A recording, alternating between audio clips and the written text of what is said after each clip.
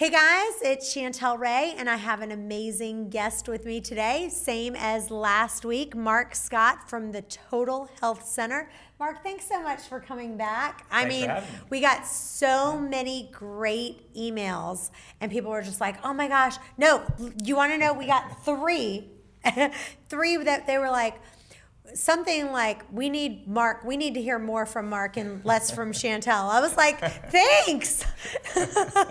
We got 3 reviews that said that. So I will try to not talk as much. I'll just ask the questions because they wanted to hear more from you. They were just like, oh my gosh, he's the best, he's the best, he's the best. So everyone was so excited to have you. Awesome. So I'm just going to ask the questions and I'm going to be very quiet this week. So let's start with the first one, but this one actually is my question. I try to ask all of our guests, like, what does your day look like for you? Because you're in great physical condition, you're in great health. So let's just talk about you yourself. I love to hear how much do you work out? What do you like to eat? What does a typical day look like for you? And what's your favorite healthy foods that you eat all the time? That's good. So I'll just start off with waking up. So, I get up and take a shower. And one of the cool things I do in the shower is I do a cold finish to the shower. They call that a Scottish shower. Okay. So you just turn the water down as cold as you can stand it. And why do you do that? So there's a whole area called cold thermogenesis, which will stimulate all kinds of different things in your body. I mean, we could do a whole podcast just on that alone. But I do want to say this. Believe it or not, we just found out. So there's a place, sorry about that. There's a place right down the street. It's called cryotherapy. Yep. And there was a lady who just died. Yeah. Did you hear about that? I've heard of people dying in that She's device. She's an older lady. In other places, but that happened here local, right here off Laskin Road. I know the person that owns that. I know. Well, there's 2 of them, and I don't know which one it was at. Yeah. So that just kind of, I have a membership there, but it makes me kind of like, oh gosh, Yeah. But I think the lady was older. I'm not even sure about the technology there, because I know that's like really superficially stimulating the nerves, which they say has some effect. But just cooling your core down and getting that shock on your skin, does a lot to speed up your metabolism and just kind of get your immune system going. And there's a whole bunch of other stuff. Good. So anyway, so I do that. That's the first start, and then I actually meditate. And in my sauna, I have like an infrared light. So I meditate with infrared light. We have one at our house, and I need to do that more. Yeah. So I just made a habit of doing it in the morning. Do it in the morning. So I just do it every morning, 15 minutes. Oh, I think I'm going to start doing that. I have no excuse not to. You have to kind of get your schedule straight. Make sure you wake up and just work it into your day. It made my morning a little bit tight, but I really like it. So 15 minutes. Yeah, 15 minutes of that. And ours, we have to actually heat ours up for in order to get it hot, we have to actually heat it up for about 10 to 15 minutes before. So I don't actually do the sauna part. You don't? So I have a traditional sauna. Okay. So you have the infrared and the traditional. We could talk, again, all the differences of that. I just have the traditional. But the infrared lights are just lights. Okay. So yeah, mine's the same way. Mine's a traditional. It takes a long time to heat up. So I just do the lights. Okay. So I get up, do the lights, and the infrared lights. I'd love to see a picture of that, because I'm trying to see. It's not the best. Okay. So I wish we could blend infrared and traditional and all the different stuff. But I just have light bulb. It looks horrible. But I wanted to get the technology, so I just did it. It's low budget. I'm trying to think what kind of sauna, what kind we have, because it's something I don't even know the name. Is it do you have rocks where you can put water on the rocks? No. It's not. So it may be infrared, but the infrared shouldn't take long. I think infrared, you turn it on, and then I think it is the infrared. The infrared hits your body and heats up your body. So mine, the whole room gets hot. Right. Yeah, so it's a little different. Yeah. So it takes time for that whole room to heat up. I'll have to check which kind ours is, but I'm pretty sure the infrareds it's are very popular and very. That's what most people have these days. The traditional. And when you're is not done, as common. 15 minutes, are you sweating to death? No. It's not really a sauna. It's more of a meditation. Yeah. Okay. So it's just meditation, but I want to get that infrared light, which helps stimulate your mitochondria and helps with, again, a bunch of other things, another podcast. Okay. What does your eating look like? So then. What's up to that? So then, depending on the day, if I'm working, I'll do a different smoothie, and I add just different stuff in there. Not your traditional smoothie with a lot of fruit. It's really pretty bland, I'll use like spirulina and cocoa powder and coconut milk and maybe some berries or something like that. So it's more of a antioxidant with some different nutrients and stuff. And then on days when I'm not working, I'll do like more of a, like have a metabolism drink, which has like matcha tea.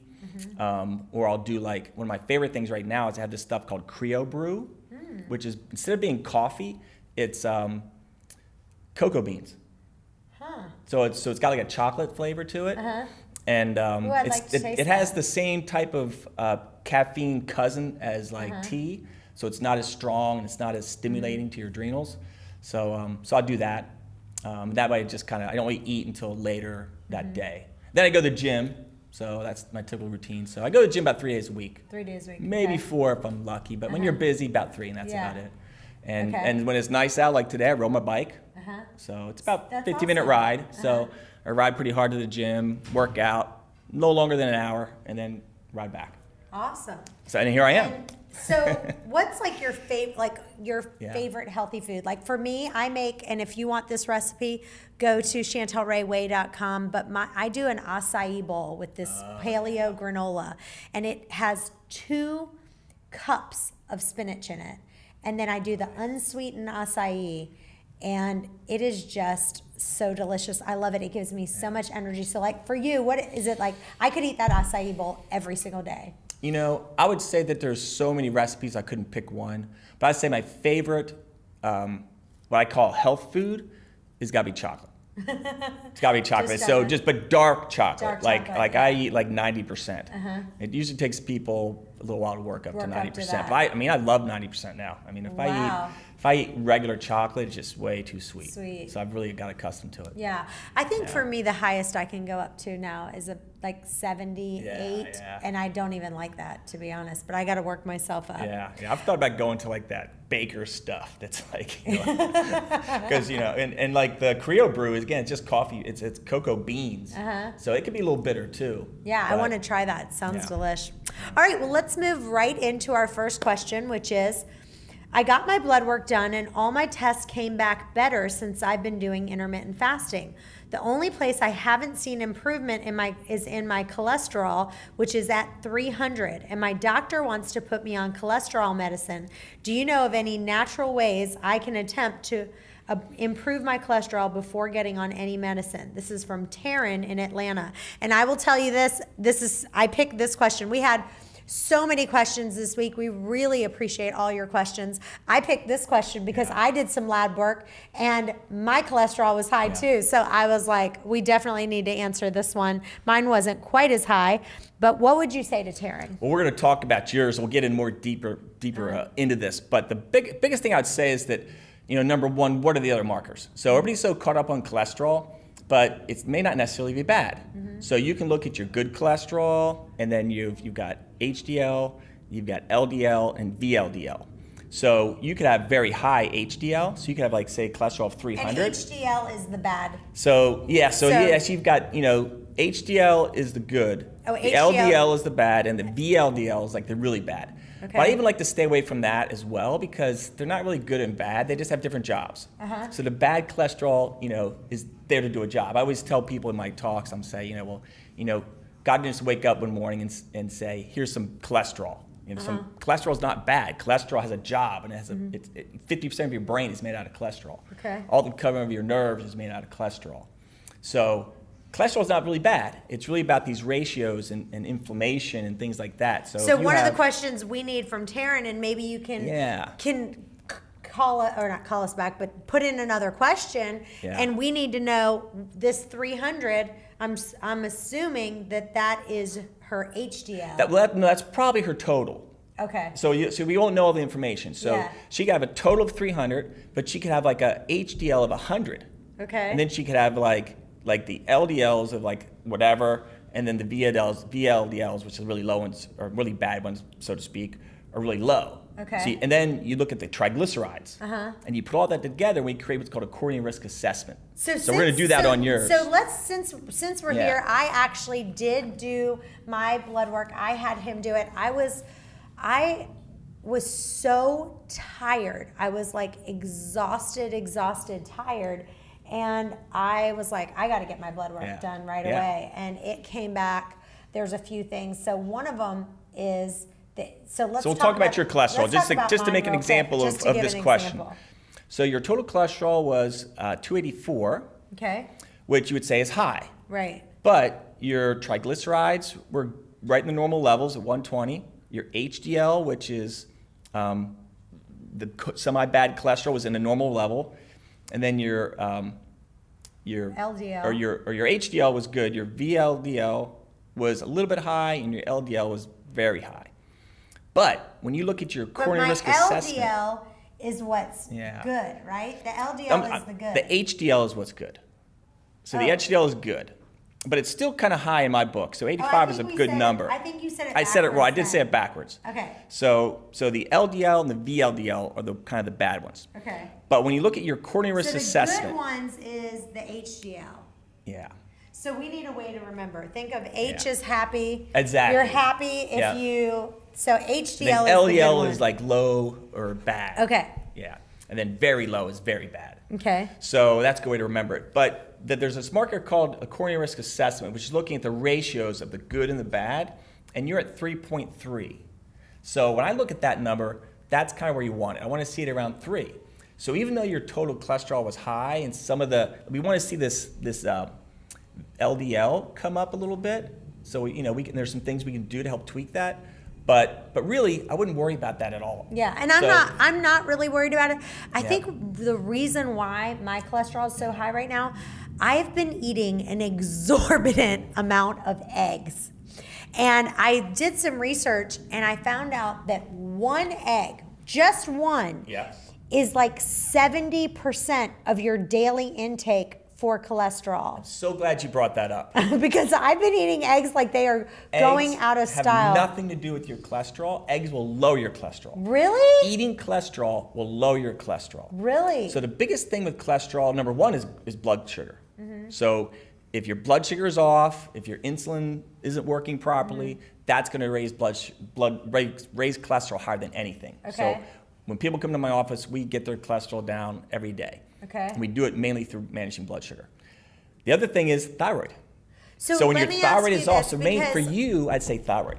Because your blood sugar is fine, it's your thyroid that's driving the cholesterol. Cholesterol up, yeah. That's a factor. And let me ask you this, because I do know a guy, he actually works at our company, and his cholesterol was like over the top. I don't even remember what it was, but I know that he decided to do a mostly vegan diet and then just a little bit of like chicken and a little bit of shrimp, just not much. And he really did reduce his cholesterol intake. So how would you explain that? So here's the thing. When people do especially if they do it right, if they eat lots of vegetables, that's lots of fiber. Yeah. That's good. Yeah. So, I'm not saying that you shouldn't eat, if you eat lots of vegetables and fiber, you're going to get some health benefits no matter what.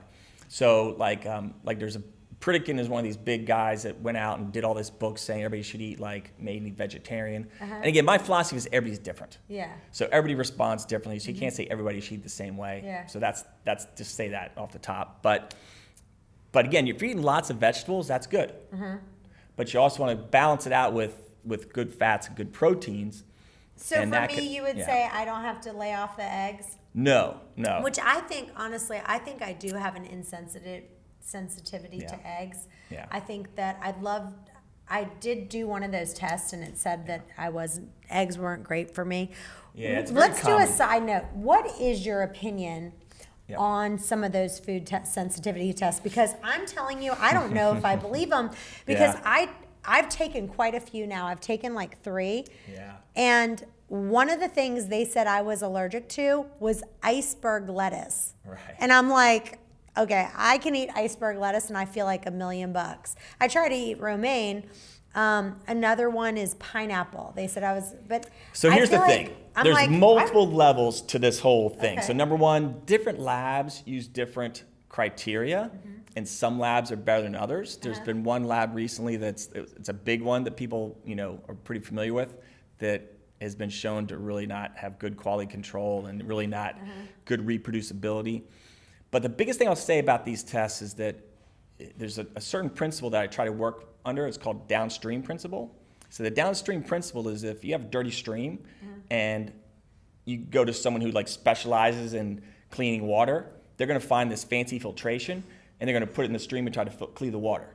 But if you go upstream and stop dumping the dirt in the water, then you don't need the fancy filtration. So with that principle, what I try to do is backtrack as far as I can. And one of the first places we want to look at is the intestinal lining. So if the mucous membranes in your intestine are creating antibodies, that's to me a better indicator of what's really going on or what your body's really reacting to. And then also, if you have damage to your intestinal lining, that'll cause these other foods to get into the bloodstream before they're digested.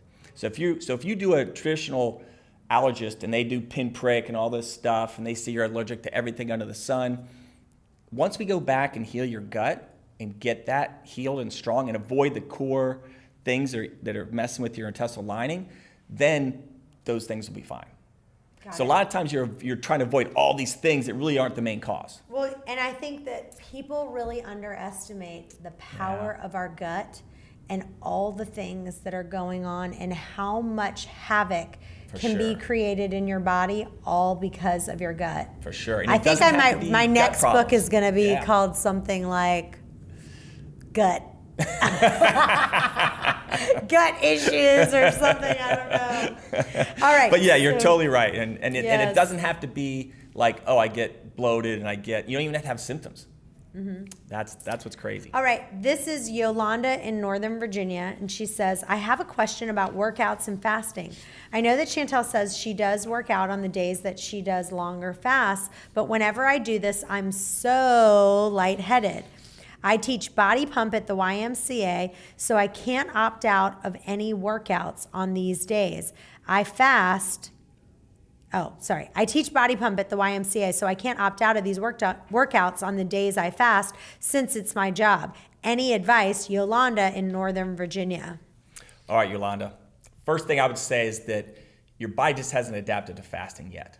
So when you finally, and this we touched this a little bit on the last podcast, and there's a difference between, just like when you stop eating and then you burn through your carbohydrates and then your body kind of kicks in, and sometimes you're kicking in like epinephrine and some other chemicals to get your blood sugar going.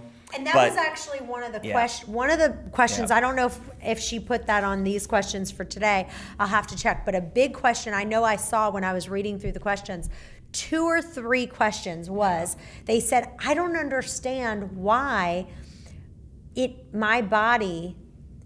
why does it take time to adapt from sugar burning to fat burning? Yes. So that's a big question we're getting. So that's kind of what we're talking about here is that, and I've just found that over time working with people that everybody's a little bit different. Some people can really adapt to it really quick, and other people it just takes time, where they may have to do a couple cycles of it. So if you're getting lightheaded, that just means that your blood sugar is dropping low and you're not really using the fat for energy in your body. So some people, and I think it's maybe like you get into these body types and things like that. So, like some body types can actually start to break down muscle fairly quickly to keep your blood sugar stable. Other body types can't. They really have to get into like almost 100%. So when you break down muscle, it turns into glucose. But really get into ketosis and become fat adapted sometimes takes time. So anyway, make a long story short, if she's saying she's getting lightheaded, she's not into that 100% yet. Her body's not really efficiently doing it. That would be a question for her. Number one, so keep practicing. Yeah, it takes time. And maybe just on those days that you are fasting and you need to work out. Like I have a friend of mine that actually she had called me and she texted me this exact question, similar, but she teaches at the spin classes. Yeah. And so just you don't have to work out at a level 10. Right. Maybe just bring it down a little, try to fast and do it slowly, and then you get harder and harder as you go. Yeah, I would just keep practicing. I mean, I know when I first started doing this, I would go to the gym and I'd get a little lightheaded. And but now, I mean, I feel great. I mean, like now for me, I get no problem. Work out. Yeah. I can't, if I ate and then went straight to the gym, I can't do it. Yeah, I feel terrible. Your body's digesting and it's not good. It's just not good. So actually working out fasted is almost better when you get really used to it. When you get used to it. I agree. And the idea of like pre-workout with food and post-workout. And I do want to say this. Yeah. If you are trying to gain weight and gain massive amounts of muscle, then I don't think that you should be doing heavy weights in a fasted state. I think that you should try to do your That's a good workout in a while you're eating. If you're, but again, our podcast is really talking to people who are trying to lose weight. We're talking about we health. want to gain muscle, but most of the people who are listening on our podcast aren't trying to gain 10 pounds of muscle. Yeah. And we have some people who are. Actually, I had a guy who was listening, and he did say, I'm trying to gain 10 pounds. So that's fine. But for the majority, fasting is not great for gaining weight. No. You can maintain, and there's different things that take place to maintain your muscle mass while you're fasting. But if you want to gain weight, if you want to put on muscle, I'm definitely not losing muscle mass because I'm fasting. I am more muscular now than I've ever been, but I think that, and I'm gaining muscle as well. But I try not to do too much weights. It depends on your goals, and this is what I tell people all the time. Like when they ask questions, like what should I eat? Well, it depends what your goals are, right? So if you're trying to compete in powerlifting, then you need carbohydrates, because carbohydrates are going to give you that explosive power. So when you're burning fat, it's better for an endurance type work. Now you can still lift weights heavy in a fat burning metabolism or on ketosis, but if you're really going to be competing for like sprinting or high intensity, you need carbs. So that's it. Right. That's it. All right, this is from Anonymous. They did not tell us what their name is or where they're from. It says, how much magnesium do I need on a daily basis? I've noticed that when I eat a lot of it, I get the squirts, but also want to be sure I'm getting enough. Now we know why it's anonymous. I love when they're talking about their stools, they become anonymous. My doctor said that I am magnesium deficient, and I'm wondering what causes this. So magnesium is, there's probably 200 different body functions that rely on magnesium. So magnesium is critical for so many functions. But to answer her question, the best thing, getting loose stools from taking magnesium is normal. So one of the ways you can try to find what's called your optimal dose is to increase it till bowel tolerance, which means you take it until your stools start to get loose. And then if that's, whatever milligrams, just cut it down. Yeah, and I'm going to show you. And then also the form of magnesium. Zell, will you go grab me that comb out of my office? I want to see what's in that. But the form of magnesium is very important. So some of the cheaper forms is like magnesium oxide. Okay. So magnesium oxide is not very absorbable. Okay. So it's a better stool softener. Now things like magnesium so glycinate. If you're trying to poop, use magnesium oxide. Okay. It's poorly absorbable and it's cheap and it's usually in a lot of stuff. Okay. Where if you're looking at a higher quality supplement like magnesium citrate or magnesium glycinate, those are going to be higher absorbed, and you'll have less. So I'm going to show you and more into the system. I'm going to show you something that I take not every day. It's called Calm, and I actually do use it when I am constipated. It definitely works and helps me. So this is what it's called. It's called Natural Calm. Maybe you can zoom in here so you can see it. So what is this made with? It just says magnesium. So it doesn't say exactly which kind. Ionic magnesium. Oh, chelate. Sorry about that. You hear some noise in the background. We have our neighbor. It's got magnesium forklift. carbonate. So it says a proprietary blend of citric acid and magnesium carbonate. So I would say that just from being somewhat cynical, it's probably mostly magnesium carbonate. Okay. Which is less absorbable. Right. And so do you have a brand of magnesium that you recommend or have maybe that you sell in your office? There's not really a brand. I would just say look at the forms, So I mean, gotcha. So make sure you've got like a chelated magnesium. So her question is, how much magnesium do I need on a daily basis? What would you say to that? I would say go to the bowel tolerance. So because everybody's different. So when someone says like every needs 1,000 milligrams of calcium, those are generalizations. You don't know that. But what's nice is that by doing that bowel tolerance, Yeah, take it so to if where you're getting the squirts, so your you're body, taking too much. You're taking two things. You're taking too much in the wrong form. So one, you want to but if your body gets saturated, so if you're taking magnesium and your tissues get saturated, then the body will start dumping it in your stool. Right. So that's what's called bowel tolerance, and that's one easy way to try to figure out. But if you're just taking carbonate, then you get bowel tolerance a little quicker. Question 4. It says, I am so sleepy. Even when I'm not fasting, all I want to do is sleep. I went to the doctor after I heard your thyroid episode, and they said my thyroid was completely fine. What are some other reasons that I could be tired? This is Francis in Trenton.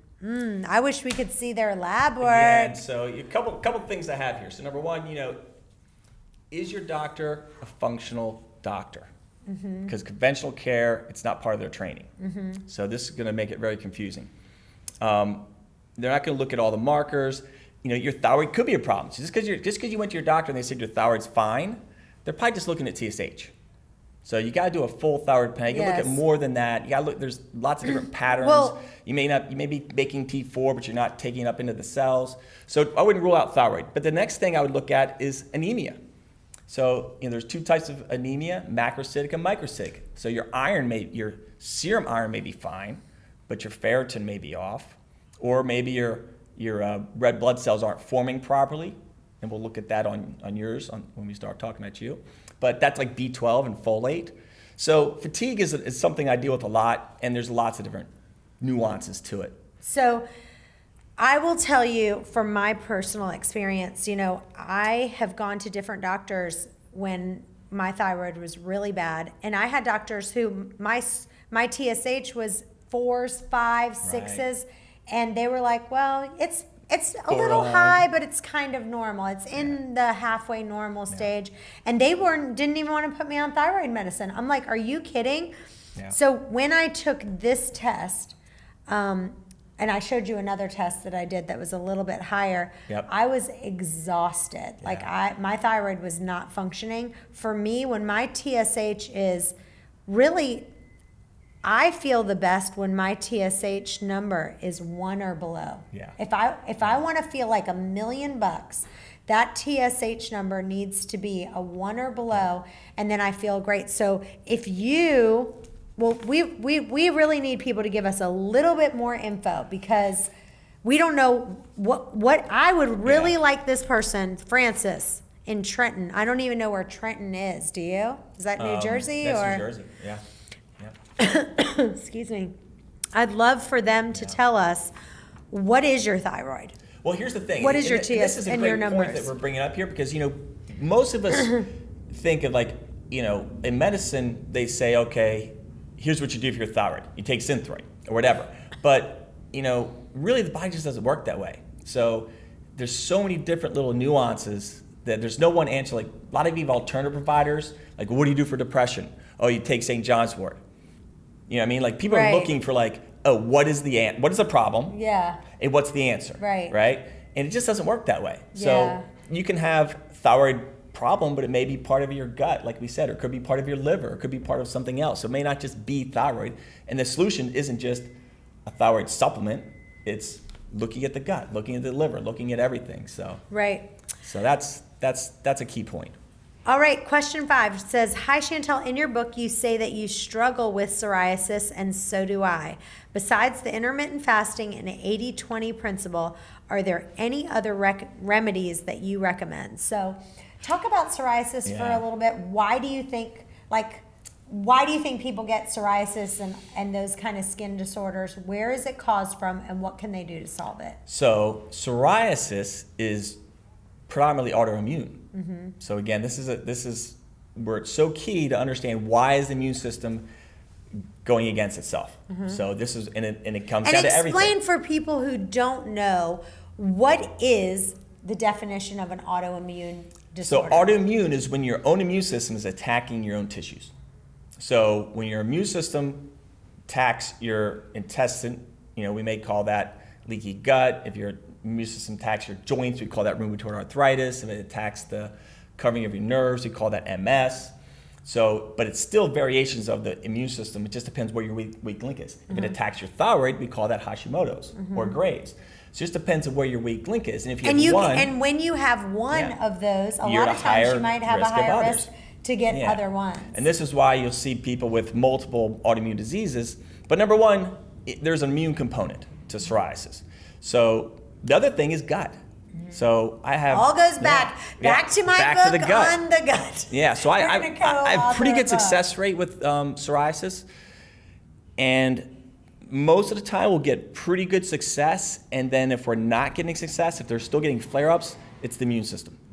So it's either they're under a lot of stress or there's still something in their environment, whether it's heavy metals, chemicals, molds, fungus. If someone came to your office and said, hey, I've got autoimmune issues, what would you say? So again, I do the same thing that I would do with anybody. I'm going to work them up. And that's the thing about, functional medicine is that you just have to look at the whole person. So there's not a psoriasis treatment. There's not a thyroid treatment. There's not even one treatment. I'm looking at you as a person. So I'm gonna work you up and see what I find, because it could be I could have 7 people with psoriasis and they could have 7 totally different reasons why they're having it. But wouldn't you say the majority of the issues all stem from the gut? Gut is your foundation. Yeah. But psoriasis, particularly gut. I'm trying to think of like things that's not gut. But it's like sometimes blood sugar and stuff isn't necessarily gut. Just not eaten. You just can't eat that many carbohydrates. But a lot of these things are gut. Yeah. So but psoriasis is classic for sure. Yeah. So when psoriasis is a way of your body trying to release toxins. Yeah. So those breakouts it's also detoxification pathways. So that's the other thing with psoriasis. We have to look at whether your body is clearing toxins efficiently, and if it's not, then it'll start trying to get rid of these toxins through the skin. Hey guys, I'm so excited that my new book, Waste Away, The Chantel Ray Way, is now available on Amazon, Barnes & Noble, and pretty much anywhere you can find books. But we also have the audiobook, the ebook, and my new recipe book that you can download all the recipes that I love that I make, and it's super cheap. It's all my favorites. Anyway, if you have a minute to write a review on Amazon, I would be ever grateful. All right. Question number 6. I'm really enjoying this podcast and I've lost 20 pounds so far. This is Helen in Vienna. It says, I've been stalled out for the past 2 weeks, even though I'm keeping my eating window to about 6 hours per day. Do you think I should start counting my calories? So counting calories is a slippery slope. And this is one of the things that I try to help coach a lot of my patients with is that, yes, if you count calories and you cut your calories, then you may lose some weight. But just realize every time you cut calories, you lower your metabolism. So there's 2 ways to increase your metabolism: eat and exercise. And the way to lower it is to don't eat and don't exercise. So my opinion on this is that when you're counting your calories, you are getting obsessive compulsive. That too. For me, what has really worked for me, Helen, is just if you're at 6 hours a day and you're not losing weight, it's probably because you're eating too much food during that time. So you either have to eat less food in that 6 hour window and start getting your hunger scale down to like a 3.8 or something like that, or even go down to a 4 hour, or go down to maybe a 1 meal a day or something like that. For me, this is where I don't agree with you on this part of it. I understand what you're saying about when you're eating, you're, increasing your metabolism. But one of the things that I am very against is when people are like, eat 8 meals a day, but just small meals, and they're like, eat. Well, then you never ever get to that fat burning state because all you're doing is giving your body glucose. So here's what I'll say, is that the key to long-term success in weight management is cycling. So again, if you go by what you're saying, like just eat less in your windows, I try to help my patients not do that, because that's what we all think. Eat less. How do you lose weight? Eat less, exercise more. And what happens is you break your metabolism. And when it's broken, it's not fun. And this happens. So when people say, I don't eat, everybody thinks they're lying. They don't eat.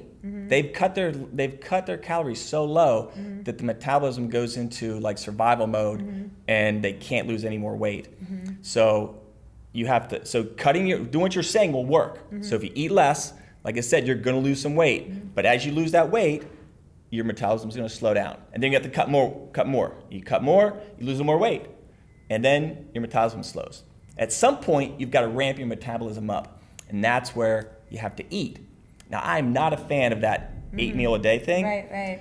I've done it all. So that's the thing. If you ask me these questions, I've done it. So I've done everything, and I did that. And I was even younger, but it screwed up my digestion. So, because you're eating all the time. Yes. So maybe if I was in my teens, I could handle it, but I was probably in my 40s. And next thing you know, like I could not, I was getting heartburn. I was like, what the heck is wrong with me? So fasting is how you fix it. Well, people don't realize the amount of energy that it takes to digest your food. It's unbelievable. Crazy. So, but I'll say in that defense, if you want to ramp up your metabolism, do that for a short period of time. If you do that, so there's no right and wrong, and that's the biggest thing, is that everything has its place if used strategically. So if you did that for a short period of time, you will ramp up your metabolism. So the idea behind that theory is eating frequently speeds up your metabolism. So yes, it will work, but eventually you're going to mess up your digestion, especially if you're older. So I wouldn't do that. All right. Christine in Virginia Beach, she says, after reading the book, I started doing a 24-hour power fast every week. I really love it, and it has really helped me with my weight loss. It is becoming less and less of a challenge for me, so I want to attempt a 48-hour fast. Do you have any advice before I begin? Also, for a 48-hour fast, do you recommend that I can have some kind of crutch foods or crutch liquids? I know you mentioned coconut water being okay. Is this okay for me to have during my 48-hour fast? So it's funny because we've been getting a lot of people who've been emailing in that that's another tip for, who was the lady, Helen in Vienna, that people have said that they've been adding like 2 24-hour fasts in their week, and that they were stuck. They were doing that 6-hour window. As soon as they did that 24-hour fast a couple times a week, that is definitely what helps me. If I need to lose weight, I do a 24-hour fast. And on that note, when we were talking about lowering your metabolism, the nice thing about fasting is it doesn't lower your metabolism. So when you do intermittent fasting, you get the benefit of not eating, but then you eat. Right. So if you keep lowering your calories, your metabolism slows down, but then you eat. So the nice thing about fasting, so even if you did a 24-hour or 48-hour, then you eat. Yes. And that keeps you from lowering your metabolism. Exactly. So with this 48-hour fast, she says, what do you recommend? Like, what should she do? Should she have some of the crutch foods and crutch liquids, or so I talk about some of the things that are kind of crutch liquids, and I say like coffee with cream, or, because if you want to kind of get through, obviously your highest and best is to have a water fast, right? That's when you're really detoxifying and you're getting the most benefits. Exactly. But it's really difficult, so you kind of sometimes need a crutch. Yep. And so if you go to, I don't want to spend too much time because we're running out of time, because we've already talked about this on a previous podcast, and I have it on YouTube as well, that I call it liquids that you can consume. And if you go to chantelrayway.com, you'll be able to see it. But what would you say to her that would kind of help her on that 48-hour fast? It's just, again, it depends on your goals. So just like you kind of hit it. So, if you do a water fast completely and not eating anything, which is what I like personally, it gives your digestion 100% break, and it also gives your energy metabolism, you're not putting anything in. So your body has to pull out of its reserves. You're going into massive fat burning. And you're also letting your body clean house. Yes. So if you add a little bit of food in there, you're kicking in the metabolism a little bit. So, but it's still good. I mean, it depends on your goals. So you can, if you just, there's studies showing if you just eat like say 200 or 300 calories a day, or like whatever, you're still getting a lot of benefits, and you're still doing a lot of good for you. So it just depends on your goals. If you're really trying to really clean your body and detox, and really do a good healthy fast, then I think the water fast is just water. Yeah, and if you, for me, the big thing is if you do need those crutch liquids, I try to do, my favorite drink is like a green drink where I do like kale, Yeah. spinach, Yeah. lemon, ginger. Perfect. Not a lot of fruit in there. Yeah. All right, question And just one 8. last thing on the fasting. I always just like to say that, just make sure that you're ready to fast. So if you're like this person, no, even physically. So if you're not at the point where you can't go a certain amount of time without getting lightheaded. That's why you should build up to it. That's what I'm saying. You got to work your way up to it because you just want to make sure that you're ready for it. Well, and I do want to say this. So, yes, I did a longer fast and I needed a little bit of a pick-me-up. Yeah. So I decided to take one orange and juice it. I took one orange and juiced it all the way. I have a really nice Breville juicer. Yeah.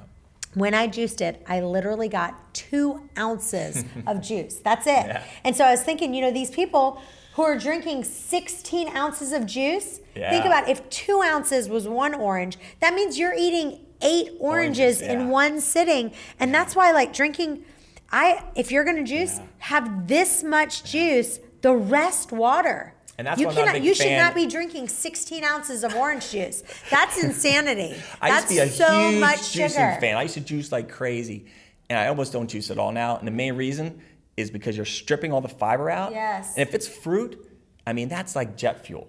Yes. That'll spike your insulin, Yes. drop it to the ground. So, I would eat the oranges. I'd eat the 4. Eat the orange. I eat the 4 or 5 oranges. Yeah. Don't just juice them and Just suck eat it one down, orange. man. Don't be juicing that. Unless you're doing just nothing but like kale and spinach, Yes. I think there's some value to that. I'm the same And way. a little bit of apple absolutely to sweeten it, that's okay. Yeah. But My be juices, careful. if I'm going to juice, I juice my vegetables. Yeah, That's it. my opinion. All right, next question. This is from Joanne in Tappahannock. I tried the ketogenic for a while, but after listening to your podcast, I switched to intermittent fasting and have loved it. I stick to a 5 to 6 hour every day and try to do a big power fast at least once a week. I talk about the big power fast for me as the 24-hour in my book. I love it. I've heard that I can still experience ketosis while fasting. Even though I'm not following the keto diet, how can I test to see if my body is in ketosis? So it's funny that she asked this because there's the strips, there's the breathalyzer, and then there is a blood test. So talk about those 3 different methods and what you like or what you use. And I personally just like to go by how I feel. Yeah.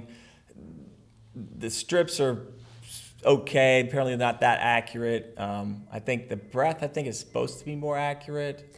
The breath, if you go on Amazon and put keto breathalyzer, they can be. There's so many different things out They're there. expensive. I saw one for $699. Yeah. And some of them aren't really designed really for keto. They're taking it from like a alcohol breathalyzer and kind of tweaking use it for the same thing. I'm not sure how those machines on Amazon are, but I know that as far as the science of the breath versus the urine, it's a little more.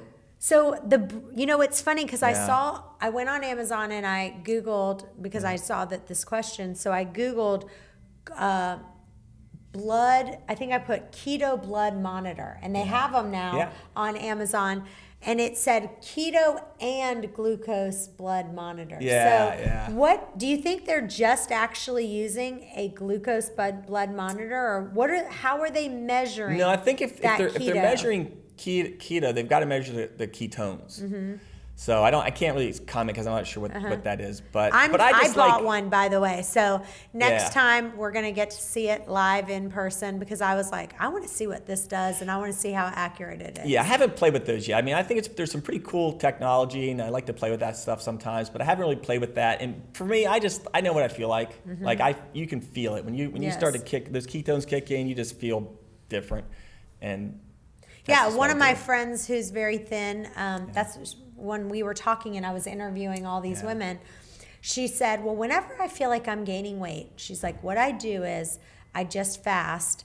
And she's like, I can literally feel my body like eating the fat. Totally. And when you get in tune with your body, I know that sounds weird, but you almost can feel, hey, it's starting to move to my fat stores. And that's and she's like, and that's a great feeling. Yeah. Well, it's cool that she thinks it's a great feeling because it's one of the things I'm always telling my patients. They're like, because we're all programmed to think like, I have to eat. I have to eat. If I don't eat, like I'm going to die. I need energy. And I'm like, you don't have to eat. We don't live out in the, that's like a primal thing from our ancestors that kept us alive. But you're not going to starve in this society, and that not eating is good. Right. And you need to let your body tap into those fat reserves. Yeah. So Joanne, you can get those test strips to see. And we got another question on this that was very similar. And the question was, she was like, I don't understand if I'm just fasting and I'm not doing a keto diet, why do the test strips still work? So comment on that just a little, because that was another question that we didn't put on here, but it was another question for this week. Just saying that you're getting into ketosis even if you're not on a keto diet. Right. She was like, I don't understand that. If you're keeping your carbs pretty low, and if you're very active, then you can actually, that's a normal thing. So it's normal to run through your glucose stores and kick into ketosis, and that's normal. Right. And I think it people should happen. don't realize Some people do it easily. What ketosis means in effect also is that you are getting to the place where your body is switched from sugar burning to fat burning. So obviously, if you are doing intermittent fasting, you are getting to that fat burning place. Yeah. All right. Next question. It says, you talk a lot about how it takes time. I think we answered this. You talk a lot. This is from Aaron in Virginia Beach. You talk a lot about how it takes your body time to adjust to fat burning versus sugar burning. Can you explain how long this takes? Is it the same for every person, or does it vary person by person? What does it take for your body in order for it to adapt? Second question. I have a friend who's having a huge success with the OMAD diet, which is 1 meal a day, and has lost a bunch of weight. I'm thinking of giving it a try. I currently eat in a 5-hour window. Do you have any advice for how I can get from a 5-hour window to an OMAD, which is 1 meal a day, and how do you recommend to do it? Like there was 2 questions there, right? And I feel like we answered the first one in another question. A lot of times these questions are similar. Yeah. As far as the 1 meal a day, I mean, it just, I don't know. I mean, I think I don't have an answer. I mean, just do it. I mean, if you're eating in a 5-hour window, I mean, really, it's not that much different. Mm-hmm. Yeah, it's pretty close. Yeah, I mean, just eat it. But I would say you have to eat a pretty good meal. It may take, how long does it take to eat that meal? 5 hours is a little bit long, right? Yeah, a lot of times some of the answers, unfortunately, is there's just no easy way. If you want to move down to a 1 meal, and the only other thing I can suggest for her is that I would say you could move down to a 4-hour and then a 3-hour and then into 1 meal. It's just adaptation. Well. Yes. So, your bodies can adapt to just about anything. So your bodies adapt to eating, when you're eating that 6 meal or 8 meal thing we were talking about, all of a sudden, like after 2 hours, you're starving. Yeah. Because your body adapts to that. Same thing when you start eating less. At first, you're hungry, but then you get used to it. So you go to 3 meals, to 2, and then you go to 1. And that's a form of everyday fasting. You're basically intermittent fasting every day and taking 1 meal. So it's really not. You just do it. All right, last one. It says, I have several friends selling ketones through a multi-level marketing company, and they say they really help you get into ketosis or fat burning mode, even if you aren't following the ketogenic diet. I know that you aren't a fan of the keto diet. She's talking about me. I'm not a big fan of it. But I wanted to see if you have tried any products like this, and if so, do you recommend them? So what's your My thoughts? advice is, number one, keto has its place, but long-term keto is not good for most people. It's like it's hard cycle. to sustain. It's hard to sustain. Cycle. You use it for certain things. So if you want to say, okay, this week I'm going to cut out all carbs, and I do this from time to time. But people that stay on it for a long period of time, even if you're diabetic, I work with a lot of diabetics. Going on keto doesn't always just automatically fix your blood sugar. So that's that. But as far as the exogenous ketones, I'm not a fan at all. So if you put ketones in with sugar, that's not normal. So your body, the whole purpose of ketosis is you're just depleting your body of all glucose stores, and that's causing the body to kick into ketosis. Not giving ketones. Is, I actually have tried it one time with I tried one of these ketone things. I just felt terrible. I did it one day.